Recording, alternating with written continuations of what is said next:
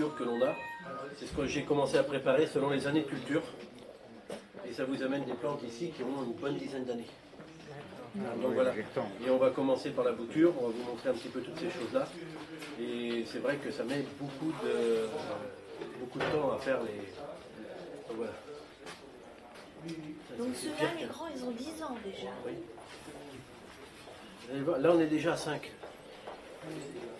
5 ans, là on est à 6 ans, on n'a pas monté beaucoup en volume, on s'est élargi. Mais attention, il y a un mélange de variétés aussi. Et puis après, on va passer d'une année à l'autre au fil du temps. Et donc tout ce travail, oui, sur des années de culture. C'est un métier où on apprend à être patient. Bon, je démarre ou pas Ça y est, c'est démarré. C'est démarré, bon ok. Alors bon, pour savoir, donc, bon, je me présente d'abord, donc Joël Lemaitre, je suis pépiniériste à Carquefou, à côté de Nantes. Et je suis spécialisé dans le camélia et autres élégantes. Alors les élégantes, c'est-à-dire tout simplement les plantes de terre de bruyère, mais j'ai utilisé le terme élégante pour la simple et bonne raison que plantes de terre de bruyère, quand on cultive les plantes de terre de bruyère avec de la terre de jardin, c'est plus compliqué à expliquer. Hein, plantes de terre de bruyère, je vois terre de que... jardin, Ah oui, là on est un d'accord. peu paumé. Tandis que bon, quand on passe Ah des non, plantes, non, non, moi je veux charbon, bien. c'est plus agréable. Non, non, je veux bien. Donc voilà un peu problème. pour situer les choses. Donc, Ah non, toi. Mais alors, donc, les élégantes, c'est que des camélias, quand alors même. camélia, azalée japonaise, azalée mollis, enfin voilà la gamme, c'est vrai qu'il y a une gamme de qualité florale dans toutes ces plantes-là qui mérite d'être découverte au fil du temps, quoi. Alors en camélia, pour vous situer un petit peu, on tourne avec une collection de 800 et quelques variétés, dont 60 ou 70 variétés obtention maison, dont Casimir qui est là derrière. Et au niveau azalée japonaise, on tourne avec 70 variétés d'azalée japonaise différentes, azalée mollis autant, une centaine de variétés d'hortensia aussi. Mais toutes nos plantes sont cultivées dans un mélange de terre de jardin et terre de bruyère. Donc voilà pour situer un petit peu nos particularités, quoi. Donc vous n'hésiterez pas à la suite à nous poser des questions bien au-delà de la taille s'il y a besoin par rapport à vos plantes, par rapport à différentes choses. Alors, pour bien comprendre bon, comment on fait un camélia, parce que c'est par là qu'on va commencer, le faire en termes de formation. Donc au point de départ, quand on regarde bien, on va couper un bout de branche. Donc à quelque chose près, on va couper la branche du haut. On va faire, voilà, et on va démarrer avec ce qu'on appelle une bouture. Donc c'est de là qu'on va faire naître les plantes, d'accord ? Donc à partir de là, ce qui va se passer, cette bouture en question, donc on va garder les 3 feuilles. On va garder les 3 feuilles, vous avez vu, on a coupé légèrement en biseau au pied de la bouture, tout simplement pour que cette feuille-là ait toujours un rôle pour l'émission des racines qui va se faire à ce niveau-là. Cette bouture en question, on va la poser dans un mélange tourbe et sable, que l'on va mettre, et cette bouture en question, on va la mettre à l'étouffer. C'est-à-dire qu'on va recouvrir d'un film plastique, et on va fermer tout ça. Mais bien sûr, on va aérer tous les jours, tous les 2 jours, ça dépend des moments, arroser si la plante en a besoin. Et donc, petit à petit, eh bien, le système racinaire va se développer à ce niveau-là. Tu vois, le magicien va faire que les racines vont apparaître. Et puis, donc à partir de là, cette bouture en question, on va la garder à l'étouffer quasiment 1 an. Donc ça va se faire en juillet-août à peu près. Et donc, on va garder la bouture sous film plastique pendant quasiment 1 an. Et on va la garder ensuite 6 mois dans la même caisse, de façon à ce que le système racinaire soit conséquent. Donc au bout d'1 an et demi, on la rempotera dans un godet. On aura donc tout simplement une petite branche qui va repartir de là, le système racinaire. Cette petite branche en question sera retaillée, ou alors ici par exemple on a taillé ici, on aura une branche à ce niveau-là, une branche à ce niveau-là. Donc voilà, on aura déjà presque 2 ans dans un petit godet. Donc voilà, ça c'est le démarrage, j'allais dire, de la plante. De ce godet en question, donc on va avoir une branche ou 2, tout simplement. On aura ça dans un petit godet, et ce petit godet-là, on va le repasser, on va le rempoter l'année suivante. Donc on va arriver quasiment, donc on a dit 1 an et demi sortie de bouture, plus 1 an au moins, donc ça nous fait 2 ans et demi, on va arriver à 3 ans.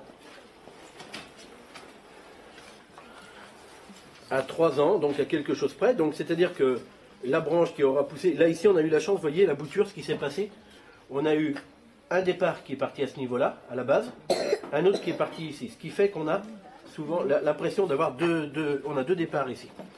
Donc à partir de là, cette branche, elle est montée, on a fait une première taille, de cette première taille est sortie 2 branches, voire une 3e. Là, même chose, on va le refaire de la même façon. Donc je taille et on fait apparaître 2 à 3 branches. Donc en fait le système, voilà, au fil du temps, voilà, on va dire, là on a 3 bonnes années de culture hein, dans cette plante en question. Donc toujours, vous voyez, on a taillé. Vous voyez, la bouture n'était pas grande, elle était haute comme ça. On a commencé à tailler. 2 branches, on retaille, on repart à 2 branches.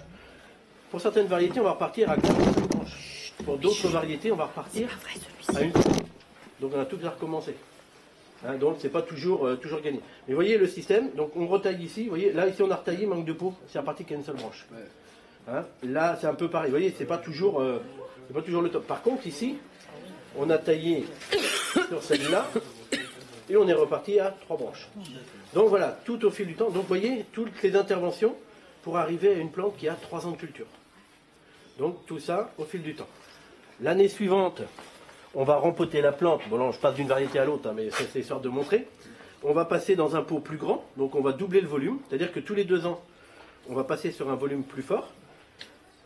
On aura retaillé la plante encore, là par contre, dans le but de la faire s'étoffer. Donc là, ici, on est déjà sur une plante de 4 ans. Sur cette plante en question, là je ne vais quand même pas le faire parce qu'il y a des fleurs, ça serait quand même dommage.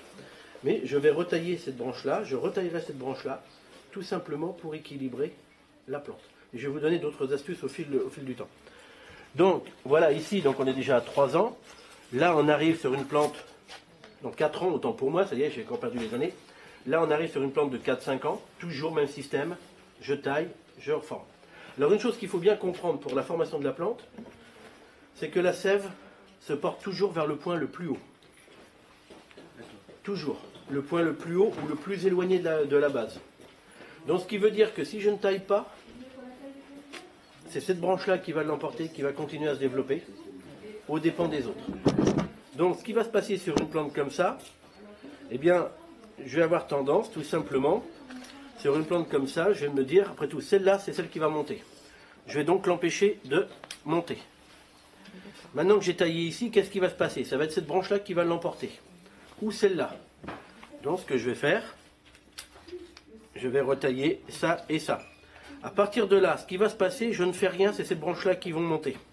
Si c'est ces branches-là qui vont monter, est-ce que j'ai vraiment intérêt à ce qu'elles montent ici ou est-ce que je dois plutôt garder l'équilibre? Je vais donc retailler un petit peu tous ces bouts de branches. Voilà, de façon à garder, vous voyez, cette forme équilibrée. Voilà, je vais le faire encore là. Là, on gagne du temps, vous voyez. Voilà. Donc, j'essaie de ne pas couper où il y a de la fleur dedans quand même. Ça serait quand même dommage. Donc, à partir de là, ce qui va se passer, ces branches-là vont se développer. Je vais en avoir 2. Là, ici, il y en a d'autres qui vont se développer, et ainsi de suite. Ma plante ne va pas forcément gagner beaucoup en hauteur, mais elle va prendre en épaisseur. Donc, à partir de là, je vais tout simplement gagner de 10-15 cm par an. Je parle plante formée. Parce qu'à la limite, si je veux, je ne taille pas du tout, je peux avoir des pousses de 1 mètre. Mais je n'aurai pas une plante qui va rester compacte et bien formée.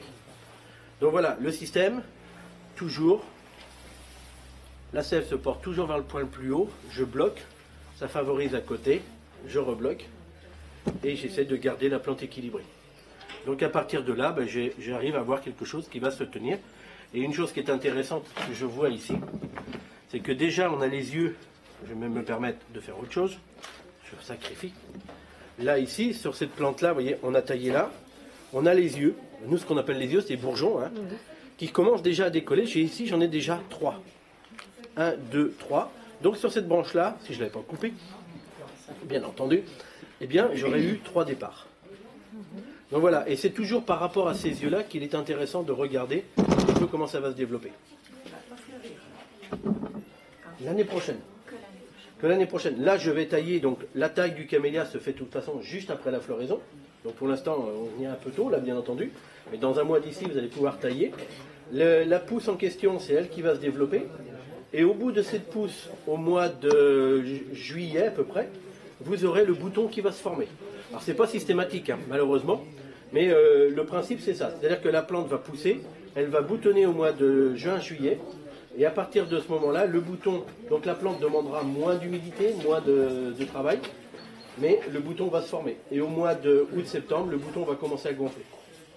Comme on arrive parfois aussi que le bouton se forme, mais ça n'empêche pas des fois d'autres branches de repartir en végétation pour permettre à la plante de continuer à grandir pour le mois de juillet-août. Ben voilà pour vous situer un petit peu le... Donc voilà, donc on est passé donc de la toute première année, donc vous voyez, donc ici on est déjà arrivé à 5 ans de 50 cultures.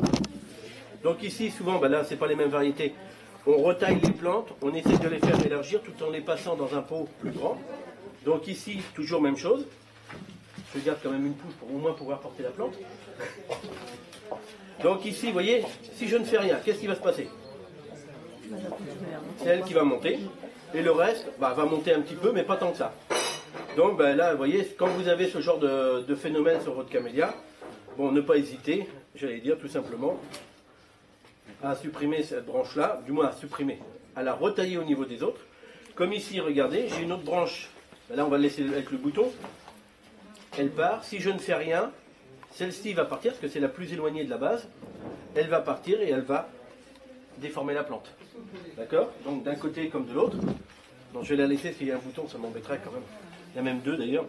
Donc ici, on sera amené à tailler ici. Donc de toute façon, dans le but de l'opération, ça sera de former la plante de manière tout simplement à l'avoir plus ou moins arrondie, mais surtout garder cette forme conique. Quand vous taillez une haie, là on parle camélia, mais quand vous taillez une haie, si vous la taillez au carré, ce sont les branches du haut qui vont se développer les premières, et vous allez avoir une haie dans les mois qui suivent qui va avoir l'air comme ça. Par contre, si vous taillez votre haie légèrement, d'une manière conique, et même des fois bien conique, ça sera toujours les branches du haut qui vont se développer les premières, tout en permettant aux autres branches de se développer.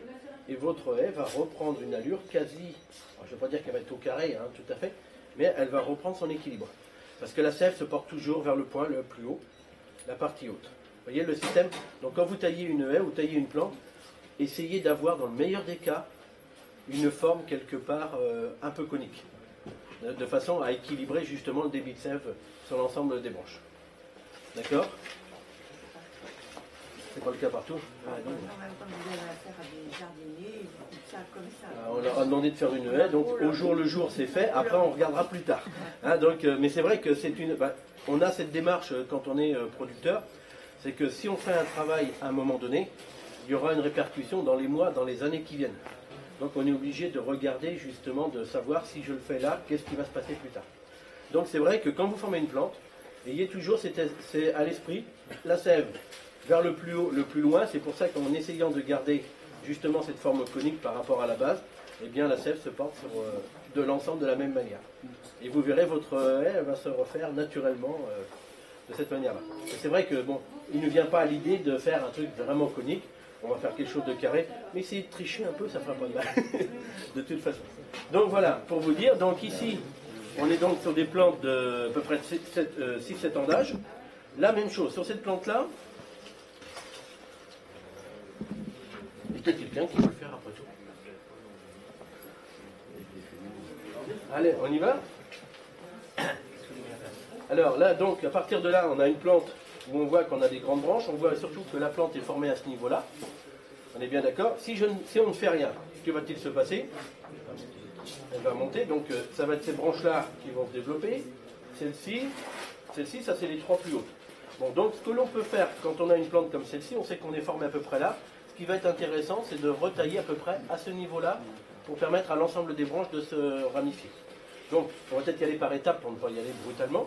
Donc, la plante, la branche la plus haute, donc on va la bloquer, on va commencer par tailler là, si vous voulez. Alors, on s'occupe toujours de l'orientation d'un œil, monsieur?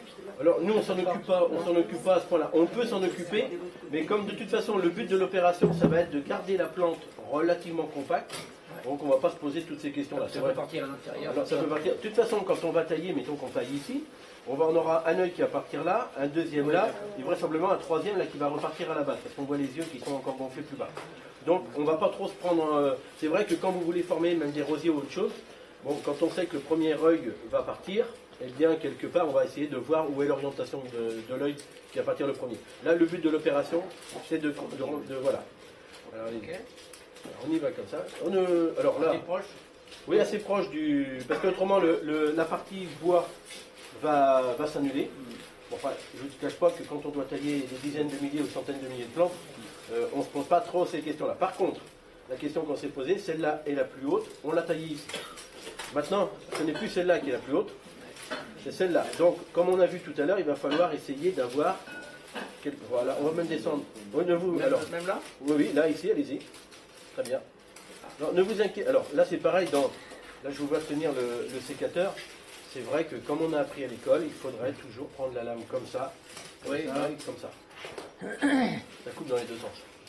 Donc, et le bois du camélia n'est pas spécialement dur. Donc, on ne le hache pas spécialement. Mais c'est vrai que l'idéal, ça serait de faire une coupe propre. Par en dessous, comme on peut le faire là. Enfin, vous imaginez. Donc, arrive un moment donné, on ne se pose pas de questions. Hein. Donc voilà, on va continuer. Okay. Donc ici, voilà, on a monté celle-là, on a fait celle-ci. Donc là, on a l'équilibre. On a les autres. Maintenant, on va prendre donc. Par exemple, celui-là. Voilà. Celui-là, donc ça. Voilà. Voilà. Allez-y. Après, donc, on peut tailler celui-là à ce moment-là. Voilà, un petit peu. Voilà, tout à fait. Alors, maintenant qu'on a taillé celui-là, voilà, on va tailler celle-là. Voilà, ça y est, ça prend forme. Et voilà, et on continue. Bon, alors après, on peut faire celle-là. Hein. Voilà. Alors ça commence, vous voyez, on commence déjà à prendre forme. Allez-y, continuez.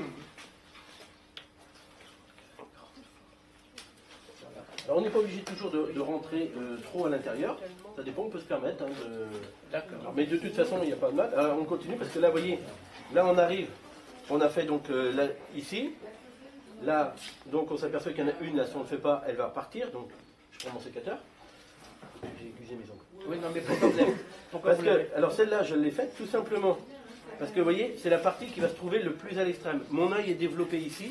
Là, ici, j'ai bloqué pour que le temps que les yeux gonflent ici, celle-ci serait partie. Ah oui, d'accord. Donc, en la bloquant à son tour, j'équilibre un petit peu la vitesse de végétation de l'ensemble de mes branches. Comment reconnaît-on un œil à fleurs, un œil à feuilles donc? Alors, à fleurs, on a un gros bouton, ouais. et un œil à bourgeon est toujours plus allongé. Alors, on a aussi, on les reconnaît, nous, en cours de végétation. C'est-à-dire qu'en cours de végétation, je regarde si je trouve quelque chose, mais là, on n'est pas au stade, on n'est pas au bon stade, ça va être difficile. Attendez, je regarde ça. Non, j'en vois pas. Non, il n'y a rien qui ressemble à ça. Mais par contre, le bourgeon, quand il va commencer, quand il arrive au stade du boutonnage, il a quasiment 2 ou 3 têtes, si je peux appeler ça comme ça, à ce niveau-là. Et là, on voit que le bouton est en train de se former. Et ça, il faudrait que je vous montre ça au mois de juillet pour vraiment vous... Mais là, le bourgeon, donc voilà, et le bouton à fleurs, actuellement, il est là. Alors là, on peut continuer parce qu'on n'a pas terminé. Oui, voilà, celui-là. Voilà. Un peu plus haut, allez-y, là, par là, voilà. Voilà. Et puis Celui-là. voilà. Juste, ouais, un petit peu plus bas, vous pouvez, là, voilà, à quelque chose près. Voilà. Donc voilà, à quelque chose près. Donc ici, ce qui va se passer, il y aura l'œil qui va partir. Là, les branches vont revenir un petit peu à l'intérieur. J'en ai d'autres qui vont revenir là. Le temps que tout ça remonte, je vais récupérer une plante qui va reprendre sa forme. Hein. Donc, mais mine de rien, dans certains endroits, on a perdu 10-15 cm. Hein. Alors c'est pour ça que nous, en ce qui nous concerne, quand on mesure une plante, on la mesure à la plante à la hauteur où elle sera formée. Pour ça, là, ici, on a des camélias qui font 2 mètres de haut. Vous allez voir à la hauteur où on les a formés. Parce que cela, on va redescendre sérieusement le niveau où ça m'étonne. Donc, voilà pour ça. Donc, voilà un petit peu le travail que l'on va être amené à faire à chaque étape de culture. Donc, toujours ce raisonnement. Ça va monter, je bloque, ça repart sur les côtés, je rebloque. Si à un moment donné, j'ai une grande branche qui déforme, je n'hésite pas. Alors, ce que je fais, le pincement que vous avez vu, le geste que je fais souvent, le bourgeon, c'est par exemple, ça, voilà, j'hésite pas. Sur une jeune pousse, j'hésite pas à tailler. Si j'ai une jeune pousse...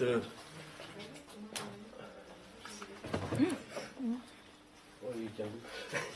Donc, j'hésite pas, vous voyez, en taillant cette jeune pousse qui est au-dessous, les yeux vont gonfler, ça va repartir plutôt que d'essayer de monter systématiquement. Hein, donc voilà le système, mais c'est vrai que ça c'est intéressant. Bon là on parle pour camélia, mais vous avez un photinia, vous avez n'importe quel arbuste chez vous, ça va être le même système. La grande pousse, la pousse qui part trop sur le côté, on la réoriente. Si on a des variétés par exemple qui ont tendance en camélia qui partent plus en largeur, et que je veux, donc le but c'est de le faire monter. Je vais tailler d'abord les branches autour. C'est elles qui sont les plus éloignées, parce que la plante a toujours tendance à partir comme ça. Si par contre j'ai des variétés comme celle-ci ou comme celle-ci, là ici de toute façon il a toujours tendance à monter. Là pour vous dire, si même en taillant que là, je vais encore avoir quelque chose de bancal. Donc je ne vais pas hésiter. Je vais redescendre à peu près à ce niveau-là. Je fais schématiquement. Hein. Donc en fait, vous voyez, de façon à garder cette plante formée à ce niveau-là. Donc ça, je ne compte pas. Là, j'ai une plante qui fait 30-40, j'ai 40 cm à peu près à ce niveau-là. Je vais tailler à ce niveau-là. Hein, pour vous situer. Parce que cette plante-là aura toujours tendance à monter. Là, sur des variétés comme ça, j'ai vu des pousses de 1 mètre. À l'année. Oui. Alors on dit que le camélia pousse pas, mais il n'empêche qu'une fois qu'il est retaillé, j'en ai gagné 15. Pour pouvoir l'étoffer. Donc c'est le but. Vous voyez, ça c'est la même variété. Ça c'est les deux mêmes variétés. J'ai l'équivalent de 2 ans d'écart. Tout en sachant que là j'aurais pu monter là. Mais si je veux former la plante comme elle est là, j'ai intérêt, oui, à redescendre là. Donc ça je ne vais pas hésiter. Si on veut la laisser monter, on peut aussi. On peut, mais le problème qu'il va y avoir, on va avoir le même phénomène qu'ici. C'est-à-dire que je vais avoir une plante qui va s'étioler, qui ne sera pas forcément garnie. Et donc, je vais gagner en hauteur, je ne vais pas gagner en compacité. Donc, après, chacun voit à sa manière. Si on veut après orienter la plante sur une palissade ou autre chose, pourquoi pas, au contraire. Mais il faut penser que si je laisse monter, il y aura une conséquence. Si je taille, il y aura une conséquence. Donc, ça dépend ce que l'on veut obtenir, tout simplement. Donc, voilà, ça monte. C'est bien, je gagne, mais je ne vais pas gagner. Comme je dis souvent, dans une plante, dans une haie, quand vous formez une haie, n'hésitez pas à former une haie au fur et à mesure. Parce que j'ai entendu des fois des propos qui disent, voilà, vous laissez monter la plante à la hauteur que vous voulez et vous taillez. Maintenant, vous avez tout compris. Elle va être maigre en dessous, j'aurai de la branche en haut, alors donc je serai chez moi en haut, mais pas forcément à la base. Donc voilà le système. Hein. Et alors, dans les camélias à petites fleurs, les 500K, oui. Voilà. Est-ce que la taille est la même ou... Le système est le même. De toute façon, toujours la même règle du jeu. La plante pousse, je taille, je ramifie. Hein, je laisse partir, eh bien, ça part dans tous les sens. C'est vrai qu'on est tenté de laisser monter parce qu'à la vitesse, quand on voit, on dit toujours le camélia pousse pas vite, mais il pousse pas vite quand on veut bien le faire. Et on peut faire pousser très très vite la plante, mais on va aussi mal le faire dans la mesure où la plante va se dégarnir. C'est jamais préjudiciable de tailler trop, en fait. Non, non. Alors, je pourrais vous montrer des choses qu'on a faites bien des fois. Une grande plante qui ferait 3-4 mètres de haut, qui se serait dégarnie de la base, ou dégarnie de l'ensemble. Il m'arrive fréquemment de redescendre la plante à 50 cm du sol. Alors, il vous reste que le bois. Tout le monde est triste. On perd un peu de temps, mais bon, il reprend. Vous gagnez largement votre temps après. Ah ouais. Parce que le système, si vous voulez, vous avez, comme je fais schématiquement, vous avez les racines, c'est le moteur. La puissance est là. Vous avez toutes les tuyauteries à nourrir. Vous rabattez, vous raccourcissez la tuyauterie, si je peux appeler ça comme ça, qui a à alimenter. Total de l'opération, vous avez beaucoup plus de pression. Et bien, total de l'opération, quand vous allez retailler ça, j'ai vu le faire moi sur des plantes qui faisaient plus de 2 mètres de haut, hein, facile. Même dégarni à la base, même... Oui, tout dégarni, il n'y avait plus rien, donc on a rabattu, plus de branches, plus de feuilles. Et dans les mois qui suivent, là j'ai ça sur mon informatique, mais je n'ai pas l'écran, mais sur le bois lui-même, dans les mois, dans les semaines qui suivent, quand vous passez votre main sur le long du bois, vous sentez des boursouflures. Et c'est ce que j'appelle des yeux latents. Et de là-dedans, il va ressortir des petits yeux qui seront couleur rouge, et petit à petit, il ressortira des branches. Pour vous dire qu'une plante qu'on avait rabattue à 50 cm du sol, en l'espace de 3 ans, on l'a remontée haute comme ça, large comme ça, j'ai pas besoin de jouer du sécateur derrière, mais une plante compacte. Donc on gagne, on ne va pas regagner tout de suite la hauteur, mais en l'espace de 5 ans, vous allez regagner vraisemblablement quasiment la hauteur, mais alors avec une compacité de 10 fois les machines. Donc ça veut dire qu'à un moment donné, si notre truc ne donne plus le résultat qu'on veut, eh bien on n'hésite pas. Moi sur une plante comme ça, là je ne vais pas le faire ici, mais si je voulais éventuellement, je pourrais redescendre ici. Si je redescends là, les branches vont repartir sur le bois, alors qu'on ne voit pas d'œil. On ne voit pas d'œil, mais ça repartira. Alors toujours à faire, de préférence, après la floraison. La floraison, c'est la végétation, la pousse, c'est la végétation. Donc il faut le prendre dans l'ordre. Alors j'ai vu des fois le faire, mais j'avais un petit peu la trouille là, ce jour-là quand même. On avait taillé des camélias 500K, vous me parliez tout à l'heure, qui faisaient 2-3 mètres de haut, on les a rabattus à 70 de hauteur. On a fait ça au mois d'octobre-novembre. Je ne vous cache pas que j'étais pas tranquille, parce que je me suis dit avec le temps, le froid et tout ce qui s'ensuit, Et finalement, non, ils sont repartis. Et par précaution, plutôt, plutôt au mois d'avril, mai, quoi. Et là, vous refaites ça, s'il y a besoin, ça repart très très bien. Et la floraison revient au bout de combien de temps? Alors, la floraison, quand vous avez rabattu une plante aussi conséquente que ça, les toutes premières fleurs vont venir 2-3 ans après. Et après, vous reprenez à un rythme normal. Ceux qu'on a rabattus, nous, il y avait 5 ans de ça, ça y est, ils sont couverts de fleurs, il n'y a pas de problème. Et quand on a un camélia qui jaunit, par exemple, est-ce que c'est une solution de... Alors ça peut l'aider, parce que ce qui se passe quand vous avez des feuilles jaunes comme ça, ou comme celle-ci, là, ça va revenir sur les mêmes choses. Alors là, ici, vous avez un autre effet. Alors ici, on a surtout... on va le tailler après, là, le grand, mais ça permet de compléter. Ici, quand vous avez des feuilles du camélia comme ça, souvent, c'est du renouvellement des feuilles. Donc, c'est-à-dire qu'on a aussi le symptôme, c'est-à-dire que ça nous dit que la motte du camélia se trouve dans des situations un petit peu plus sèches qu'elle ne devrait. Et ce qui fait que pour garder l'équilibre avec le haut et le bas, eh bien, vous aurez, la plante va essayer de retrouver l'équilibre, donc elle va se dégager de certaines feuilles pour pouvoir repartir. Donc une taille ne fait pas de mal, au contraire, parce que finalement, ça permet à la puissance du moteur, si je peux appeler ça, de pouvoir mieux fournir ce qu'il y a à faire au-dessus, et vous redonnerez plus de vigueur. Ce qu'il ne faut pas oublier, c'est que le camélia est demandeur en eau quand il fleurit, et quand il est en pleine végétation. Quand il fleurit, c'est 80% d'eau dans une fleur. Mais le système racinaire du camélia ne va pas plus profond que ça. Donc, compensez. S'il ne pleut pas dans les périodes de végétation du camélia, pensez à l'arroser. Donc, voilà, ça c'est les... Alors ici, c'est un petit peu la même chose. Mais là, on a affaire généralement à des camélias qui se trouvent un petit peu plus au soleil. Peut-être pas systématiquement dans ce cas-là. Non. Alors, vous voyez comme quoi il y a toujours le pour et le contre. Mais on revient exactement au même. Moi, j'ai vu arracher des camélias qui étaient comme celui-là, donc qui blanchissent généralement. Et en fait, je me suis aperçu que le cœur de la motte, le dessous de la motte, était complètement sec. Alors par contre, quand c'est marqué comme ça, c'est marqué pour un bout de temps. Donc n'hésitez pas à le tailler, parce que comme ça va disparaître, parce que c'est les feuilles qu'il y a surtout au-dessus, généralement, qu'on a là-dessus. Et donc vous le retaillez, ça redonne de la vigueur, mais pensez à arroser. Alors l'arrosage, là on déborde un petit peu, mais c'est pas grave. L'arrosage, ce qu'il faut bien penser, ce sont des plantes qui ont besoin d'une terre souple, acide, fraîche. Alors quand vous arrosez, arrosez en pluie, pour que l'eau pénètre bien dans le sol, délicatement, sans tasser la terre. Parce que c'est une plante qui demande toujours une souplesse. Si on arrose au pompier, qu'on envoie des bassines d'eau et tout, mais bon c'est schématique, mais vous tassez la terre et l'eau a du mal à pénétrer après. Donc gardez à l'esprit, on y va par étapes, on passe par étapes de façon à ce que l'humidité soit bien sur le feuillage, parce que quand il pleut c'est comme ça que ça se passe, et c'est une plante qui a besoin d'hygrométrie, alors il ne faut pas hésiter. Et l'eau qui va tomber au sol va pénétrer délicatement. Alors une chose, quand vous faites, le point de repère que je peux avoir, quand j'arrose avec un tuyau et une pomme, on balaye sur les plantes de gauche à droite, et on regarde comment l'eau pénètre. Si l'eau pénètre instantanément, 1, 2, 3, il n'y a plus d'eau, c'est que la motte est relativement fraîche, donc on est bon. C'est comme une éponge qui est humide, elle prend l'eau. Par contre, ma motte est sèche, quand je vais arroser, ce qui va se passer, je vais regarder, mais ça ne rentre pas. Alors je laisse pénétrer, je reviens une deuxième, je repasse une troisième fois, mais en laissant pénétrer, et le lendemain on recommence et on y va tous les jours comme ça, jusqu'à un moment donné, où quand vous allez arroser, vous allez voir que ça pénètre bien. Mais il faut s'y accrocher.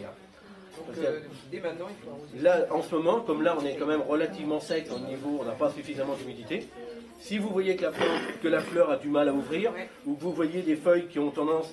même ça, tout simplement, ça c'est un symptôme pour moi, pour me dire qu'il y a eu un moment donné où il y a eu un petit coup de sec. Mais rien de... Vous voyez, on a la même chose dans nos cultures, donc on est bien sur les mêmes... mais à un moment donné, un petit peu trop sec, donc il faut compenser en arrosage. Mais là, la taille, au contraire, la taille est une très bonne chose. Essayons de profiter de la fleur quand même, parce que vous n'avez peut-être pas eu trop de brûlures de boutons par ici, non? Un petit peu, parce que nous on a eu, oui, en extérieur on attend que ça revienne, parce que c'est pas évident. Donc gardez, oui, donc la taille est tout à fait quelque chose qui va aider la plante à se refaire une santé. Et surtout quand on a des feuilles un peu comme ça, la feuille est marquée pour le reste. Oui. Donc automatiquement, avant que la jeune pousse reparte et ainsi de suite. Oui, parce que celle-là ne reviendra pas verte, c'est ça. Non, elle ne redeviendra pas verte, elle aura du mal. Donc soit on la taille, on taille l'ensemble de la plante, ça permet aux yeux qui sont en dessous de repartir, mais toujours à l'esprit, terre souple, acide et maintenue fraîche. Alors mettez du paillage si vous pouvez, au pied, des paillages de feuilles, des choses comme ça, et pensez qu'on ne rattrapera pas de toute façon cette feuille. Oui, d'accord. Mais celui-là par exemple, c'est un exemple, celui-là donc il est un peu jaune tout ça. Alors il est un peu jaune parce que tout simplement il n'a pas eu plus d'éléments nutritifs qu'il fallait, il était complètement en extérieur plein soleil, Donc quand on est en extérieur plein soleil, on est un petit peu plus clair en feuillage, déjà pour commencer. Et il n'a pas eu plus d'éléments nutritifs qu'il lui fallait. Mais il n'empêche que celui-là, au niveau de sa forme, on va ranger Casimir. Voilà. Alors Casimir, vous avez vu, il fait des blagues. On vous parlera de ça tout à l'heure. Alors donc ici, vous voyez, c'est des plantes qui ont toujours tendance à monter. Vous voyez, on grimpe relativement vite, ça c'est la toute dernière. Et là, une plante comme ça, il va falloir lui donner une forme. Donc là, ces mesures, là je crois que tout à l'heure, Ludo l'a mesuré, celui-là et celui-là faisaient 2,40 m de haut. Mais nous, en ce qui nous concerne, on le considère que dans 1,30 m de haut. Donc c'est-à-dire que c'est une plante qu'on va retailler à ce niveau-là. On va même pouvoir le faire parce qu'on va lui donner sa forme. Vous voyez, si je laisse cette branche-là, s'il vous plaît, monsieur. Pardon, on ne voit pas. Voilà, parfait. Donc là, on va essayer. Alors moi je pars du bas, c'est pas une chose à faire, mais. Vous voyez, parce que là ici, j'arrive pas à voir.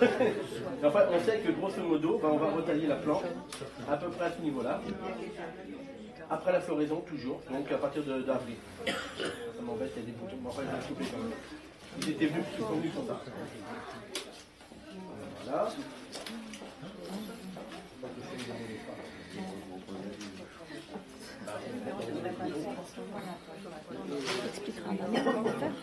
Voilà, vous voyez, on perd quand même énormément, mais il n'empêche qu'en faisant ça, je vais avoir des yeux qui vont repartir un petit peu sur la longueur du bois. Mais rien ne m'empêcherait, hein. Je trouve que ma plante n'est pas suffisamment bien faite, je ratiboise là. On le fait? Je regarde pas. Bon, on va y aller par étapes. Hein. Et après, vous pouvez plus le voir parce qu'on prend 4 €. Alors, on va le laisser, automatiquement, on le rendra plus à ce prix-là, automatiquement, mais il n'empêche que l'année prochaine, j'aurai une plante encore.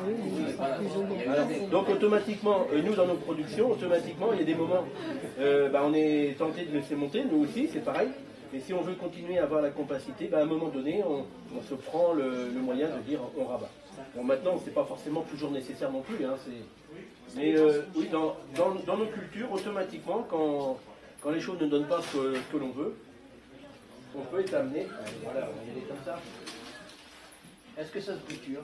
Oui, on multiplie tout ça par bouture. Non, je n'étais pas là à ce moment-là. On commence avec une bouture. À une époque, on disait qu'il ne fallait pas tailler les camélias il y a une dizaine d'années. Alors, le camélia, si vous voulez, il n'a pas besoin d'être taillé pour pousser et pour fleurir. Maintenant, quand il est formé comme il est là, si on ne faisait rien, ça ne donnerait pas de bons résultats. C'est une façon de ne pas expliquer.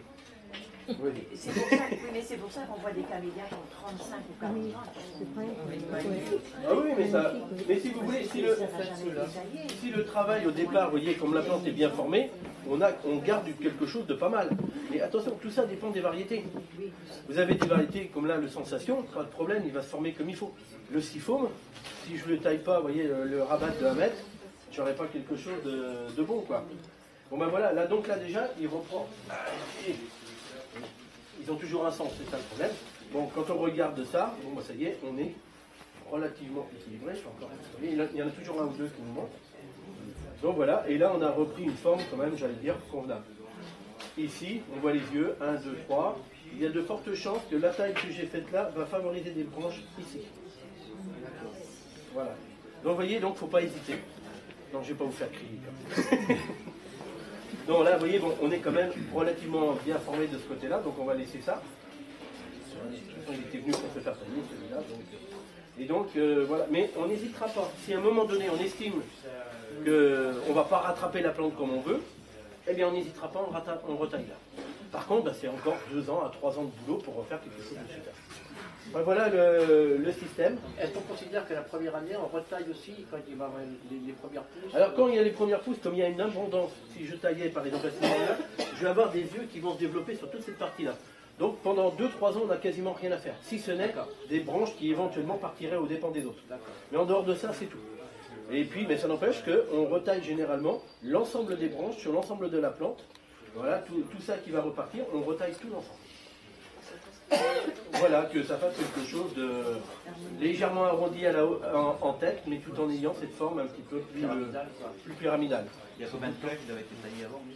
Celui-là c'est exceptionnel dans ces variétés-là, mais il a été taillé l'année dernière. Vous êtes revenu pratiquement à la taille de l'année dernière. Voilà, et quelque chose près, on a dû gagner 10-15 cm seulement. C'est pour ça que quand on parle de camélia en ce qui nous concerne, on part toujours du principe qu'il va gagner 10-15 cm par an en hauteur. Je parle plante formée. C'est vrai que là, on pouvait vous l'annoncer à 2 mètres de haut, personne n'aurait dit le contraire. Mais il n'empêche que la réalité d'une plante comme celle-ci, elle est là. Elle n'est pas où elle était tout à l'heure en hauteur. Mais pourquoi les laisser pousser autant Pourquoi tu l'embêtes? pour de végétation? Bon, ben là, il m'a pris de vitesse, c'est tout. C'est un peu ça. Alors, il m'a pris de vitesse d'une part, parce que c'est des variétés qui poussent relativement vite. Il y en a certaines comme ça. Elles ne sont pas toutes comme ça, attention. Et l'idéal, ça aurait été de repincer, de pouvoir le suivre, de bien l'orienter. Il y a des fois, on n'arrive pas à intervenir comme on veut. Quoi. Et c'est vrai qu'au niveau de la taille, il aurait fallu faire une première taille comme on a fait là, j'allais dire avant la fin mai, quoi, pour bien faire. Et puis après, au fil du temps, il aurait fallu bien pincer. Mais alors à la vitesse où elle est montée, on n'a pas pu pincer Mais en tout. cours d'année, on peut le tailler. Ah, on peut le tailler. Alors moi personnellement, on ne parle plus de taille après. C'est-à-dire que là, on a fait une taille normale.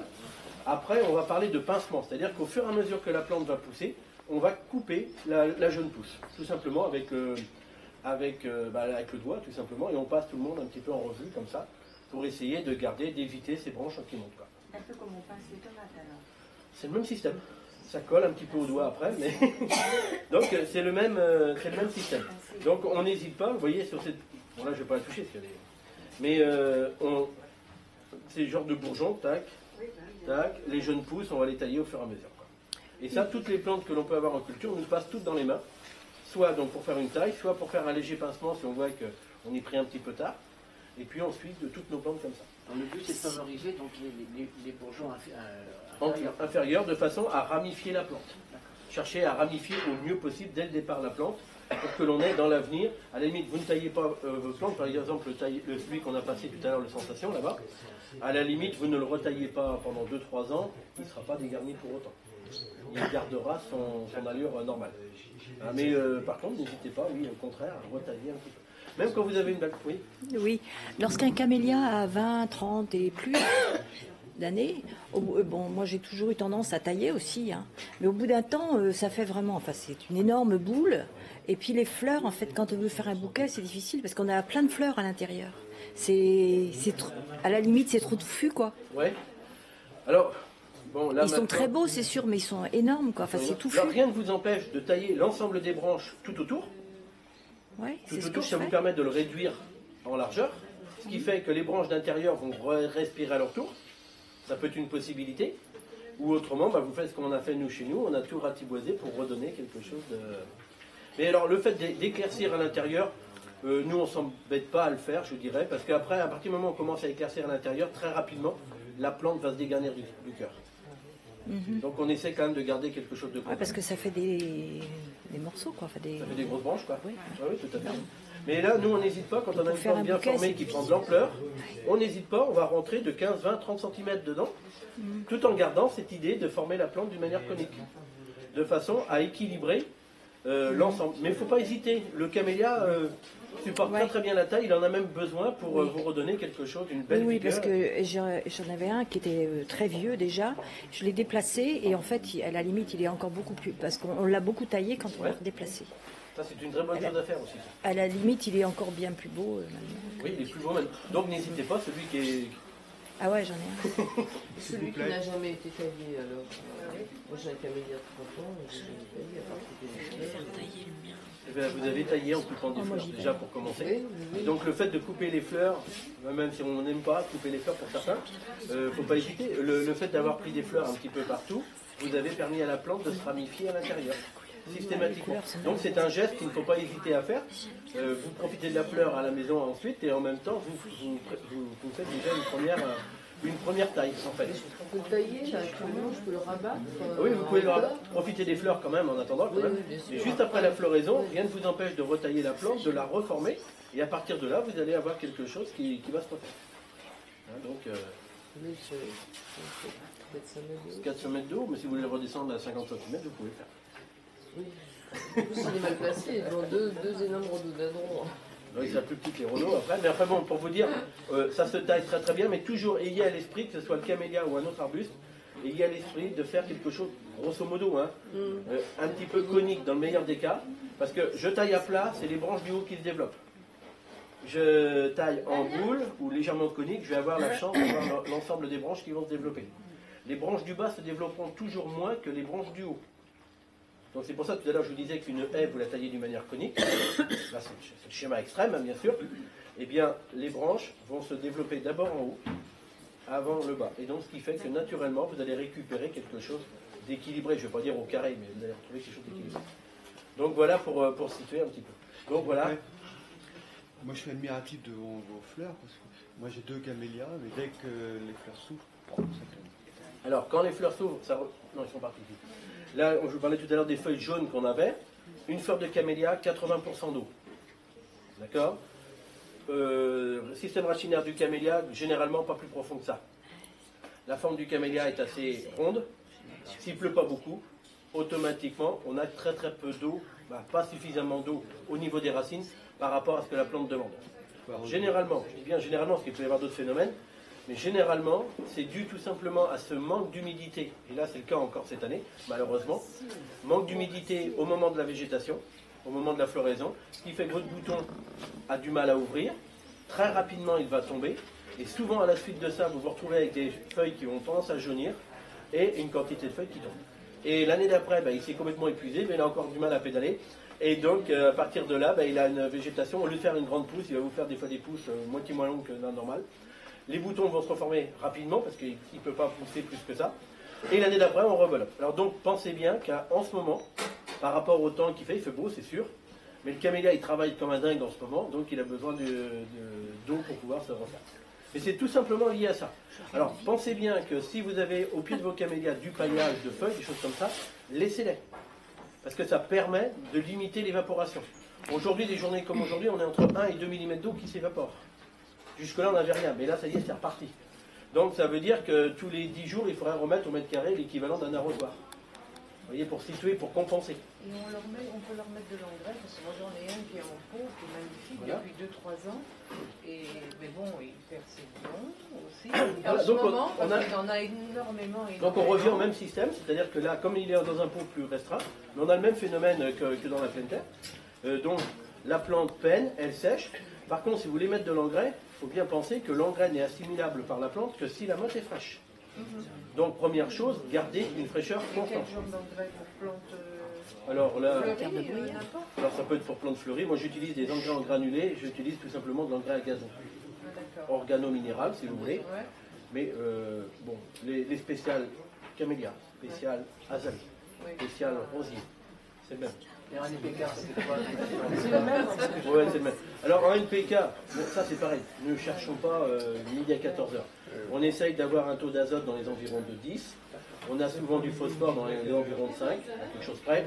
Et on a la potasse qui va être plus élevée que l'azote, donc on va essayer de monter à peu près à 15. Voilà, pour situer à peu près. Maintenant, on ne joue pas au demi-gramme. Et l'engrais gazon, on peut penser qu'il est plus riche en azote. Alors attention, autrefois on utilisait de l'engrais gazon qui était riche en azote nitrique et ammoniacal.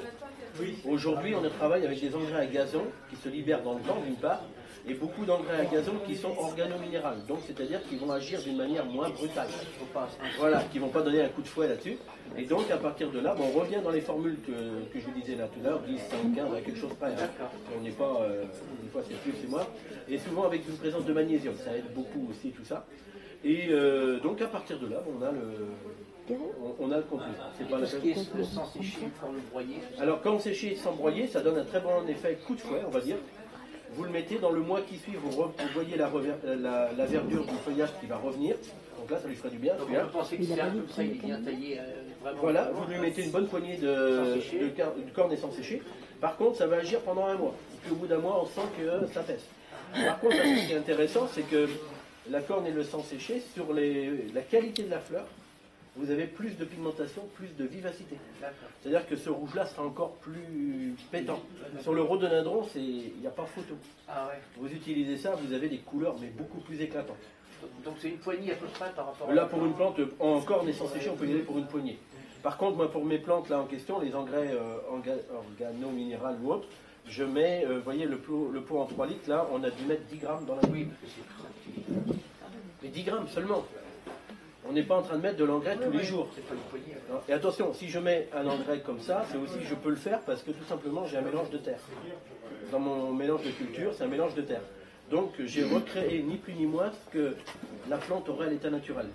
C'est-à-dire que le mélange que j'ai là, il a ce qu'on appelle nous dans notre jargon le complexe argilo-humique, c'est-à-dire un système naturel qui fait que quand vous mettez les éléments nutritifs, il y a une partie qui est retenue par la terre et qui va être redistribuée au fil du temps. Alors, comment on peut le retrouver, comment on peut le créer, ce substrat? Alors ce substrat en question, ce complexe argilo-humique, si je peux appeler ça, on va le recréer ni plus ni moins avec de la terre de jardin, parce que le complexe argilo-humique, c'est tout simplement une terre normale, il ne faut pas chercher. C'est-à-dire que le complexe argilo-humique, comme on appelle CAH, c'est de l'argile et de l'humus. Donc en fait, terre de jardin, classique, qui n'aurait pas été amendée, plus terre de bruyère, qui va amener la matière organique. Le mélange des deux va faire en fait que tout simplement, on va recréer le fameux complexe argilo-humique qui lui va retenir les éléments nutritifs. Est-ce qu'on peut penser à du terreau, par exemple, ce que l'on trouve sous les arbres, sous les chênes, des choses comme ça, il y a des couches de... Ouais, et ça c'est extra. C'est ce qu'on appelle la terre de bruyère. Ah, d'accord. Terre de bruyère, vous la mélangez avec votre bonne terre de jardin, tant qu'à faire. La meilleure. Voilà, moitié-moitié. Quand c'est bien décomposé, toutes ces choses-là, vous apportez ce qu'il faut. Et nous, ce qu'on fait généralement, on ramène un petit peu de matière de... ça s'appelle un amendement organique dynamique, c'est-à-dire un amendement dans lequel il y a déjà de la vie microbienne. Donc ça facilite la décomposition, etc. C'est à base de, c'est des bases de fumier, d'amendements à base de tourteau d'ailleurs, entre autres, mais dans lequel ça a été fermenté. Mais enfin, vous le retrouvez à l'état naturel. Oui, c'est ça. Dans la terre, naturellement, le fait qu'il y ait du ver de terre, le fait qu'il y ait plein de choses comme ça, vous avez de la vie microbienne. Du compost à ce moment-là. Alors du compost, alors le compost, quand vous l'utilisez, si vous le mélangez dans votre sol, n'allez pas au-delà de 20%. Parce que la plante devient feignante. C'est tellement riche en éléments nutritifs que la plante pousse très très bien, mais alors elle ne fait pas de racines. Ça coule douce. On a fait des essais. Hein, donc, elle est moins résistante. Oui, elle sera moins résistante par la suite, mais par contre, le fait d'amener ça, vous allez recréer donc toute la vie microbienne, vous allez favoriser la vie microbienne, vous allez favoriser l'assimilation des éléments nutritifs qui seront issus de la décomposition de la matière organique. Et à partir de là, vous allez récupérer tout ça. Et pour vous donner, là on parle d'engrais et tout ça, dans nos cultures de camélias, on a toute notre collection, toute la collection pas encore, mais on a 500 variétés qui sont plantées plein soleil. Oui. On a mis épais de feuilles comme ça. En principe, l'année en question, on n'arrose pas une fois. Pas d'arrosage, on ne met pas d'engrais, nos camélias sont verts et bien boutonnés. Et tout ça plein soleil. Alors là, qu'est-ce qu'on a fait tout simplement? On revient sur ce qu'on a fait. On a tout assimilé en même temps. C'est-à-dire qu'on a dit qu'il fallait que le camélia, il ait une fraîcheur constante. Le fait de couvrir le sol, le sol ne s'évapore pas. Hein? Donc c'est-à-dire que tout est bloqué. La fraîcheur, elle ne peut pas s'en aller. Il n'y a pas l'effet aspirateur en surface. Donc déjà, on a gardé l'humidité. D'autre part, les feuilles vont se décomposer naturellement. Petit à petit, il y a donc de l'humus qui va descendre. Quand l'eau va tomber et autre chose, les éléments nutritifs vont redescendre au niveau des racines. Et la plante va se nourrir naturellement. Vous taillez un camélia comme ça, vous taillez en petits morceaux, c'est pas beau au départ, vous mettez ça au pied de vos plantes. L'année en question, les plantes sont beaucoup plus vertes que les années où il y a rien. Alors si le camélia souffle, c'est qui est le cas, je peux très bien faire une tranchée circulaire autour et mélanger ce mélange d'humus et tout ça. Voilà. Alors mélange humus avec votre terre de jardin. Voilà. Vous mélangez bien tout ça, tout ce qui est bien décomposé, tant qu'à faire. Vous mélangez tout ça, surtout, alors surveillez bien la fraîcheur de votre motte, ça c'est important, et la fraîcheur globale. Et puis une chose, quand vous refaites ça, ne tassez pas derrière. D'accord. Hein, c'est une plante, quand vous plantez un camélia par exemple, une chose qui est importante, gardez la souplesse du sol. Donc il y a deux choses qui sont interdites. La danse des Indiens. Ouais. Ça, niette, d'accord. Et l'arrosage en pompier où on balance la flotte au pied, où on met une grosse quantité d'eau, ça tasse la terre. Total de l'opération, au moment où ça sèche, l'eau ne rentre plus. Donc il faut pêcher Quand c'est un régulièrement. arrosage en micro, vous savez, Aspersion. oui, c'est des petits trucs à 3 litres par heure, ou je sais pas comment. Alors, que vous mettez en goutte à goutte. Ouais. Alors, le goutte à goutte, c'est pas mal, mais nous, on travaille plus avec l'hygrométrie. Plus avec l'hygrométrie, la pluie normale. On recrée ce que fait la... Alors, nous, on travaille plus avec un asperceur, de façon à avoir une bonne pluie. La pluie va tomber sur tout l'ensemble du feuillage qui va lui faire du bien, et elle va atterrir au sol, et elle va pénétrer. Et elle arrive vraiment au sol quand c'est comme ça, parce qu'il y a un feuillage dense. Alors, quand vous avez un feuillage dense, l'autre jour, j'étais en train de regarder justement ce truc-là.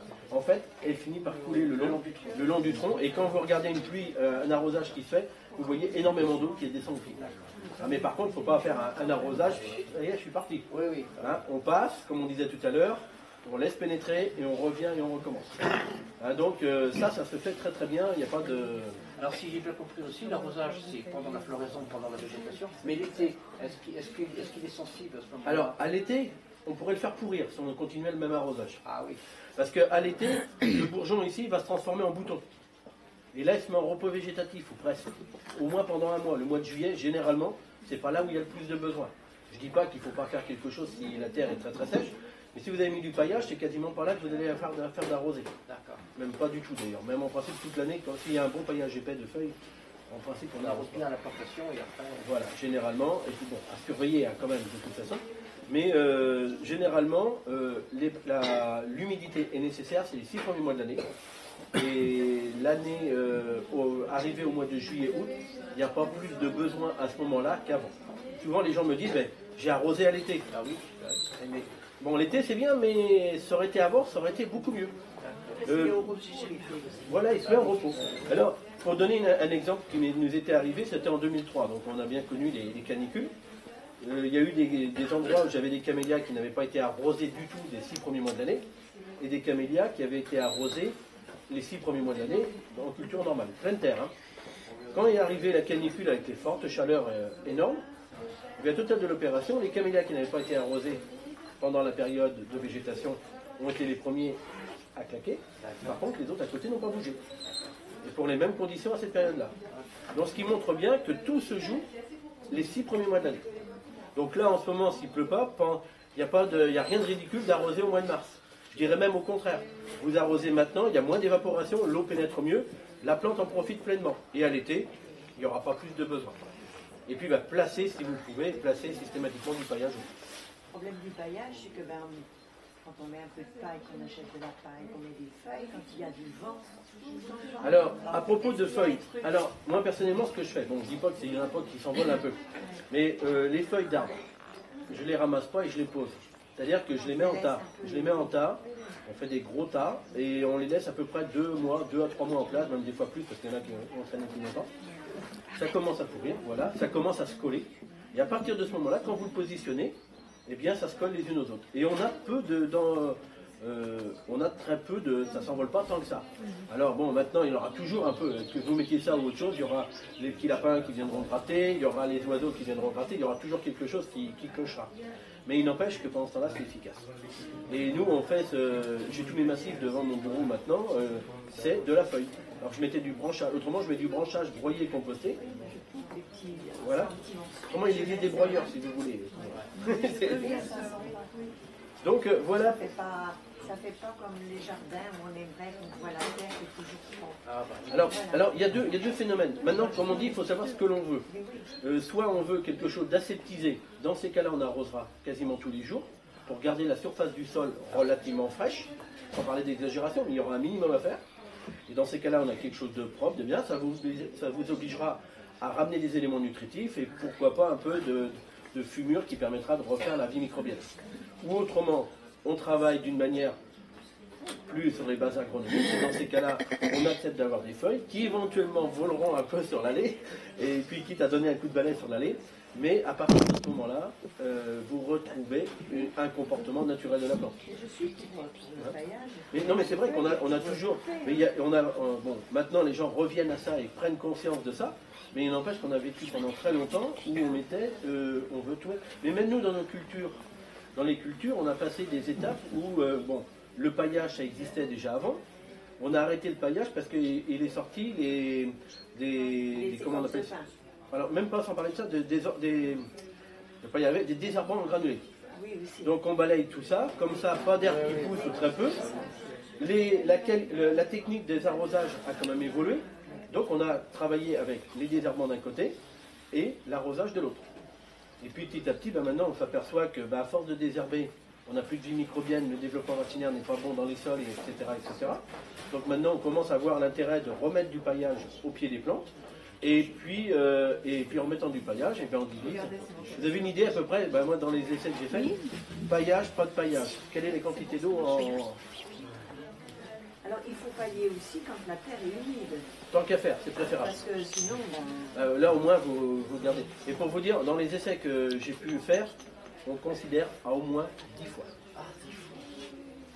Pour vous donner un exemple, vous avez du paillage. Vous avez du paillage, et la pluie qui va tomber d'une manière régulière va suffire à tenir la plante.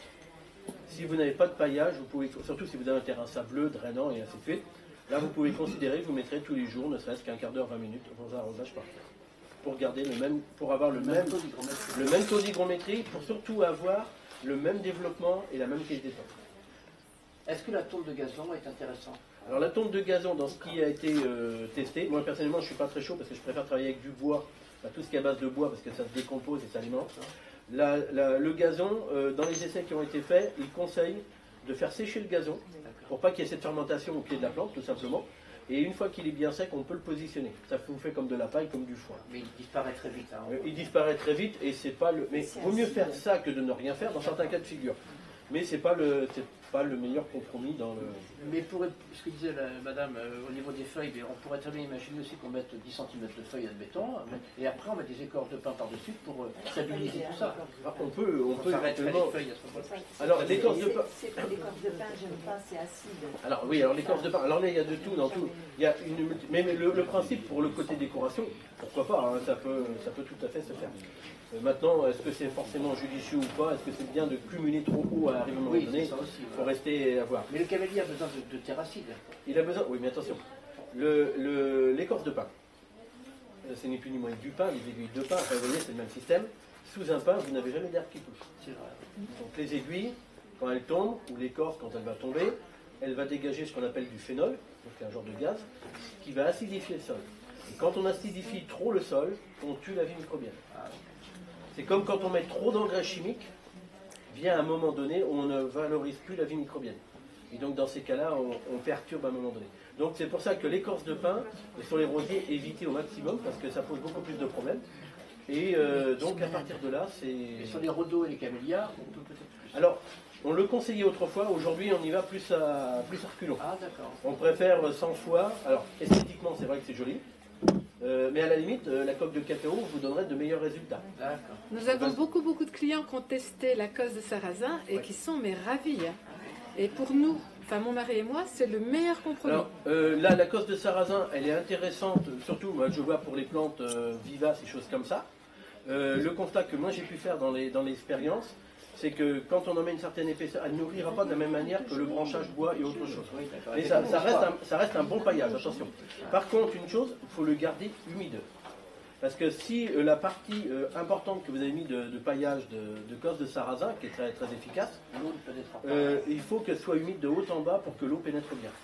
Parce que les essais qu'on a pu faire, c'est que quand il y a une belle épaisseur, on a cette épaisseur-là qui est, quand on a trop épais, hein, c'est pour ça qu'il faut se limiter vraiment à quelques centimètres. Il faut beaucoup arroser, oui. Mais si vous mettez par exemple 5 bons centimètres, par exemple, eh bien, et que vous laissez sécher à un moment donné, eh bien, ce qui va se passer, la partie supérieure est humide, mais là, cette partie-là n'est pas forcément. Par contre, l'avantage, c'est que ça couvre le sol, donc de toute façon, votre humidité ne va pas s'en aller.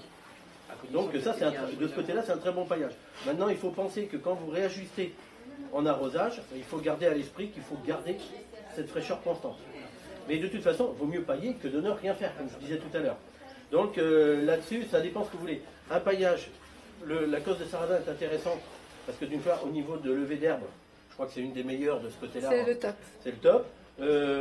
Vous avez des jardinières et autre chose comme ça, pour toutes vos jardinières, il vaut mieux prendre de la cosse de sarrasin. C'est facile à utiliser, c'est propre. Et de ce côté-là, comme vous allez arroser régulièrement votre jardinière, il n'y a pas de problème, vous allez garder. Par contre, dans un jardin, dans un grand massif, pensez que si vous utilisez de la cosse de sarrasin, elle n'amènera pas autant d'éléments nutritifs dans un premier temps. Je parle bien dans un premier temps, petit à petit elle en amènera, mais il faudra garder une fraîcheur constante.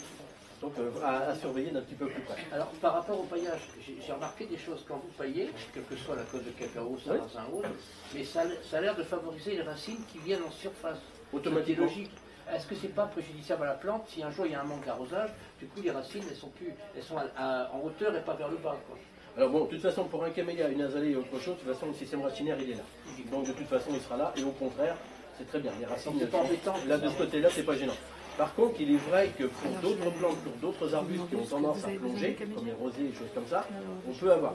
Mais, bon, de là à dire que ça va complètement tout chambouler, je ne pense pas, mais c'est vrai que ça a tendance, oui, on voit bien les racines bien influencées. Mais on le verra d'autant plus sur le camélia, l'azalée, ces choses-là. Joël, alors il y a pas mal de clients qui m'ont demandé quand ta démonstration se terminait, parce qu'en fait, ils souhaiteraient acheter des camélias. Oui, bah, je suis disponible. Alors, Et voilà. on pose plein de questions, donc Bah je ne oui. vais quand même pas dire aux gens de Oui, dégager. Quand mais même. c'est parce que- Des choses comme ça. C'est parce qu'il y a des gens qui commencent à partir, donc c'est dommage. Ok, ben, pas de problème, Ouais. on en est là. Voilà. Alors, juste une petite chose qu'on voyait Ah, ici. attendez, parce que je vais vous demander, si on laisse les fleurs tomber sur le sol, est-ce que ça c'est bien ou pas? Parce que Alors, ça- il faudrait, ça- théoriquement, là je parle en théorie, là aussi, il faudrait théoriquement éviter de laisser les fleurs. Les feuilles, on les laisse. Alors, les fleurs, pourquoi? Tout simplement, alors, bon là, il y a pour et le contre, on s'embête pas avec tout ça, mais les fleurs, si vous voulez, quand elles pourrissent, il peut y avoir ce qu'on appelle un sclérote qui va se développer sur la fleur fanée, et qui va pouvoir, et qui va faire qu'au printemps suivant, elle va, comment dirais-je, contaminer la fleur, ce qui va faire que la fleur va pourrir plus vite. Et ça, c'est bon. Ça existe, ça arrive. Dans le compost, cette fleur, ou non? Là, il vaudrait mieux quasiment les brûler par précaution. Ça, c'est le côté. Maintenant, je vais vous dire dans la réalité, les fleurs, elles tombent, je remets de la feuille par-dessus, les sclérotes, ils ne peuvent pas relever. Donc, on a couvert le problème pareil. Enfin bon, dans le meilleur des cas, essayez de les enlever, de les mettre plutôt à la poubelle ou au feu, et c'est la meilleure des choses. Déchets verts. Moi, j'ai un camélia qui a à peu près 2 ans et demi. Et qui est denté. Qui est denté. Voilà. Et il est pas fleuri encore. Donc, il va fleurir, il faut le laisser venir. Oh, il est plein. Il est plein de fleurs. Là, vous avez tout simplement ce qu'on appelle une attaque d'oturinque dans votre jardin. Oturinque. C'est un petit coléoptère qui est grand comme ça, qui est grisâtre, qui ne sort que le soir quand on est en train de dormir. Donc, voilà, donc il faut aller le choper là. Mais par contre, la problématique, c'est qu'il pond des larves au sol. Il pond des larves au sol avant l'hiver, donc à l'automne. Et ces larves au sol peuvent être amenées à manger la plante au niveau du collet. Alors, je vais changer de place, parce que j'avais vu ça sur Internet. Voilà. Et alors, comme il n'a pas eu de nouvelles pousses, bien sûr, les Ah bah, de toute façon, les pousses mordues sont mordues. Mais Voilà. le fait d'avoir changé de place parce qu'il était sous un arbre, et sous un grand arbre, je me suis dit, c'est peut-être parce que l'endroit là n'est pas bon et qu'il est changé. Est-ce que ça a pu... Alors tout ça dépend si vous avez transporté les larves avec ou pas. Ah bah, je suis C'est tout. Mais ça dépend, parce que si c'est sous l'arbre, ça peut être l'arbre attire plus les larves et les larves sont au pied de l'arbre. Dans ces cas-là, vous avez pu déplacer votre camélia sans qu'il y ait eu de larves aussi. Alors les larves, elles sont pas plus grandes que le bout du doigt. Elles sont blanches, toutes petites. J'ai l'impression que ça va stopper. Donc si ça... Ben, alors de toute façon, en ce moment, il n'y aura pas de morsure. Parce que l'adulte ne sort qu'à l'été. Et il ne mord que sur le bois en question. Qu'est-ce que je peux faire pour y remédier? Parce que c'est purement local, c'est que celui-là. Hein. Voilà. Alors, nous, ce que l'on fait, alors, il existe des nématodes que vous pouvez mettre dans le sol, qui viennent manger les larves. Enfin, c'est tout un jeu compliqué, qui ne marche pas forcément à tous les coups. Et vous avez également, nous, on utilise des insecticides. Alors ça, c'est moins écolo, hein, ce que je vais vous dire là. Des insecticides qu'ils appellent foudroyants, mais qui sont insecticides du sol. Merci beaucoup. Pas de rien. En insecticide du sol, et vous arrosez le sol, comme maintenant. Il faut que j'aille dans une jardinerie. Ouais, dans une jardinerie. Moi, j'ai bien le produit, mais il est resté chez moi. Là. 48,50. Ouais, c'est pareil. Il y a une dernière qui voudrait acheter, c'est la petite dame avec devinette, elle voudrait acheter un camélia, Joël. Et donc, madame, vous vouliez un camélia? Je suis là, je descends de mon estrade, Voilà. sans tomber. Et puis moi j'arrête le caméscope.